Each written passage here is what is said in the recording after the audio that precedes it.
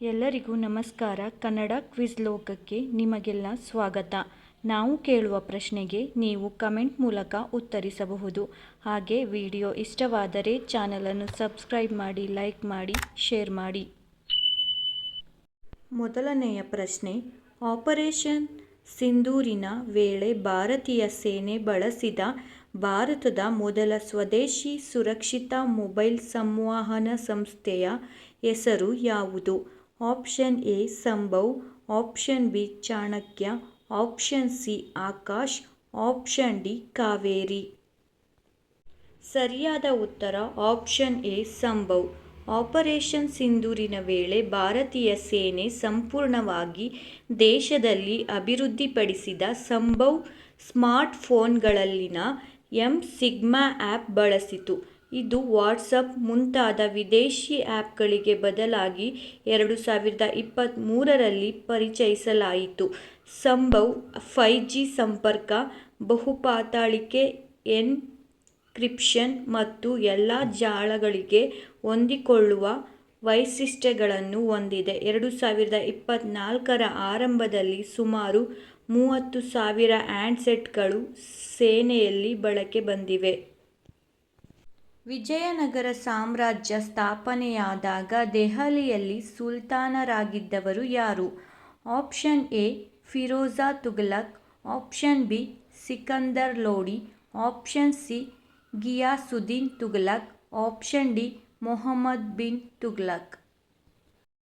ಸರಿಯಾದ ಉತ್ತರ option D Mohammad bin Tughlaq. ವಿಜಯನಗರವು ದಕ್ಷಿಣ ಭಾರತದ ಹಿಂದೂ ಸಾಮ್ರಾಜ್ಯವಾಗಿದ್ದು, ದೆಹಲಿಯ ಸುಲ್ತಾನ ಮೊಹಮ್ಮದ್ ಬಿನ್ ತುಘಲಕ್ ಪ್ರದೇಶದಲ್ಲಿ ಹರಿಹರ ಮತ್ತು ಬುಕ್ಕರಿಂದ 1336ರಲ್ಲಿ ಸ್ಥಾಪಿಸಲಾಯಿತು. ಮುಂದಿನ ಪ್ರಶ್ನೆ, ಈ ಕೆಳಗಿನವರಲ್ಲಿ ಯಾರನ್ನು ಜಿಂದಾಫಿರ್ ಎಂದು ಕರೆಯಲಾಗುತ್ತದೆ? Option A Babur, option B Akbar, option C Aurangzeb, option D Humayun. ಸರಿಯಾದ ಉತ್ತರ ಆಪ್ಷನ್ ಸಿ ಔರಂಗಜೇಬ್. ಔರಂಗಜೇಬನನ್ನು ಜಿಂದಾಫಿರ್ ಎಂದು ಕರೆಯಲಾಗುತ್ತದೆ. ಅವರು ಭಕ್ತರಾಗಿದ್ದರು ಮತ್ತು ಆದ್ದರಿಂದ ಅವರನ್ನು ಜಿಂದಾಫಿರ್ ಎಂದು ಕರೆಯಲಾಗುತ್ತಿತ್ತು. ಅವರು ಹಿಂದೂ ವಿರೋಧಿಯಾಗಿರಲಿಲ್ಲ, ಆದರೆ ತಮ್ಮ ನೀತಿಗಳನ್ನು ಬದಲಾಯಿಸುತ್ತಲೇ ಇದ್ದರು. ಮುಂದಿನ ಪ್ರಶ್ನೆ, ಪ್ರೊಫೆಸರ್ ವಿ. ಕೆ. ಗೋಕಾಕ್ ಪ್ರಶಸ್ತಿ 2025ಕ್ಕೆ ಯಾರನ್ನು ಗೌರವಿಸಲಾಗಿದೆ? Option A Anand V Patel, option B Vikrant Sinha, option C Mohan Mishra, option D Anant Vikram Singh. ಸರಿಯಾದ ಉತ್ತರ option A Anand V Patel. Anand V Patel ಅವರಿಗೆ ಪ್ರೊಫೆಸರ್ ವಿ. ಕೆ. ಗೋಕಾಕ್ ಪ್ರಶಸ್ತಿ 2025ರಲ್ಲಿ ಗೌರವಿಸಲಾಗಿದೆ. ಈ ಪ್ರಶಸ್ತಿ ಸಮಾರಂಭವು ಸೆಪ್ಟೆಂಬರ್ 7, 2025ರಂದು ಬೆಂಗಳೂರಿನಲ್ಲಿ ನಡೆಯಿತು. ಪ್ರೊಫೆಸರ್ ವಿನಾಯಕ ಕೃಷ್ಣ ಗೋಕಾಕ್ ಅವರ ಹೆಸರಿನಲ್ಲಿ ನೀಡಲಾಗುವ ಈ ಪ್ರಶಸ್ತಿ ಕನ್ನಡ ಭಾಷೆಯ ಸಾಹಿತ್ಯಕ್ಕೆ ಮಹತ್ವಪೂರ್ಣ ಕೊಡುಗೆ ನೀಡಿರುವವರನ್ನು ಗೌರವಿಸುತ್ತದೆ. ಪಾಟೀಲ್ ಅವರ ಸಾಧನೆ ಮಕ್ಕಳ ಸಾಹಿತ್ಯ ಕ್ಷೇತ್ರದಲ್ಲಿ ಮಹತ್ವದ ಪ್ರಭಾವವನ್ನು ಬೀರಿದೆ. ಮುಂದಿನ ಪ್ರಶ್ನೆ, ಅಖಿಲ ಭಾರತ ಸಾಲ ಮತ್ತು ಹೂಡಿಕೆ ಸಮೀಕ್ಷೆಯನ್ನು ಯಾವ ಸಂಸ್ಥೆ ನಡೆಸುತ್ತದೆ? ಆಪ್ಷನ್ ಎ ಭಾರತೀಯ ರಿಸರ್ವ್ ಬ್ಯಾಂಕ್, ಆಪ್ಷನ್ ಬಿ ನೀತಿ ಆಯೋಗ್, ಆಪ್ಷನ್ ಸಿ ರಾಷ್ಟ್ರೀಯ ಸಂಖ್ಯಾ ಕಚೇರಿ, ಆಪ್ಷನ್ ಡಿ ಭಾರತೀಯ ಅಂತಾರಾಷ್ಟ್ರೀಯ ಆರ್ಥಿಕ ಸಂಬಂಧಗಳ ಸಂಶೋಧನಾ ಮಂಡಳಿ. ಸರಿಯಾದ ಉತ್ತರ ಆಪ್ಷನ್ ಸಿ ರಾಷ್ಟ್ರೀಯ ಸಂಖ್ಯಾ ಕಚೇರಿ.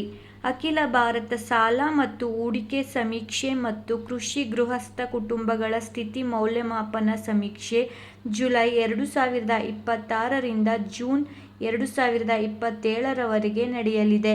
ಎಐಡಿಐಎಸ್ ಭಾರತದ ಪ್ರಮುಖ ಗೃಹ ಹಣಕಾಸು ಸಮೀಕ್ಷೆಯಲ್ಲಿ ಒಂದಾಗಿದೆ. ಇದನ್ನು ರಾಷ್ಟ್ರೀಯ ಸಂಖ್ಯಾ ಕಚೇರಿ, ಅಂಕಿ-ಅಂಶ ಮತ್ತು ಕಾರ್ಯಕ್ರಮ ಅನುಷ್ಠಾನ ಸಚಿವಾಲಯದ ಅಡಿಯಲ್ಲಿ ನಡೆಸುತ್ತದೆ. ಮುಂದಿನ ಪ್ರಶ್ನೆ, 2025ರ ರಸಾಯನಶಾಸ್ತ್ರದ ನೊಬೆಲ್ ಬಹುಮಾನವನ್ನು ಯಾರಿಗೆ ನೀಡಲಾಯಿತು?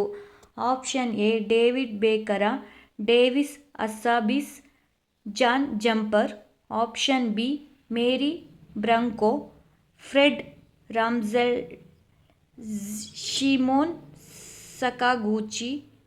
Option C John Clarke, Michel Devoret, John Martinis. Option D Susumu Kitagawa, Richard Robson, Omar Yaghi. ಸರಿಯಾದ ಉತ್ತರ option D Susumu Kitagawa, Richard Robson, Omar Yaghi. 2025ರ ರಸಾಯನಶಾಸ್ತ್ರದ ನೊಬೆಲ್ ಬಹುಮಾನವನ್ನು ಸುಸುಮು ಕಿತಾಗಾವಾ, ರಿಚರ್ಡ್ ರಬ್ಸನ್, ಓಮರ್ ಯಾಗಿ ಅವರಿಗೆ ನೀಡಲಾಗಿದೆ. ಇವರು ಲೋಹ ಸಸ್ಯಕಾಂಶದ ಫ್ರೇಮ್ವರ್ಕ್ಗಳು ಎಂಬ ನವೀನ ಅಣು ಶಿಲ್ಪಕಲೆಯ ಅಭಿವೃದ್ಧಿಗೆ ಗೌರವಿಸಲ್ಪಟ್ಟಿದ್ದಾರೆ. MOFsಗಳು ವಿಶಾಲ ರಂಧ್ರಗಳಿರುವ ಪೋರಸ್ ಕೃತಿಗಳು. ಇವು ನಿರ್ದಿಷ್ಟ ಪದಾರ್ಥಗಳನ್ನು ಹಿಡಿದು ಇಡಲು, ರಾಸಾಯನಿಕ ಪ್ರಕ್ರಿಯೆ ನಡೆಸಲು ಹಾಗೂ ವಿದ್ಯುತ್ ಸಾಗಿಸಲು ಸಹಾಯ ಮಾಡುತ್ತವೆ. ರಸಾಯನಶಾಸ್ತ್ರದ ನೊಬೆಲ್ ಬಹುಮಾನವನ್ನು 1901ರಿಂದ ನೀಡಲಾಗುತ್ತಿದ್ದು, ಇದನ್ನು 195 ಜನರು ಪಡೆದಿದ್ದಾರೆ. ಇವರಲ್ಲಿ ಕೇವಲ 8 ಮಹಿಳೆಯರು ಮಾತ್ರ ಇದ್ದಾರೆ. ಈ ಮಾಹಿತಿಗಳು ನಿಮಗೆ ಉಪಯುಕ್ತ ಎನಿಸಿದರೆ ವಿಡಿಯೋ ಲೈಕ್ ಮಾಡಿ, ಶೇರ್ ಮಾಡಿ. ಹಾಗೆ ಉತ್ತರ ತಿಳಿದಿದ್ದಲ್ಲಿ ಕಮೆಂಟ್ ಮಾಡಿ. ಚಾನಲನ್ನು ಸಬ್ಸ್ಕ್ರೈಬ್ ಮಾಡಿ. Thank you.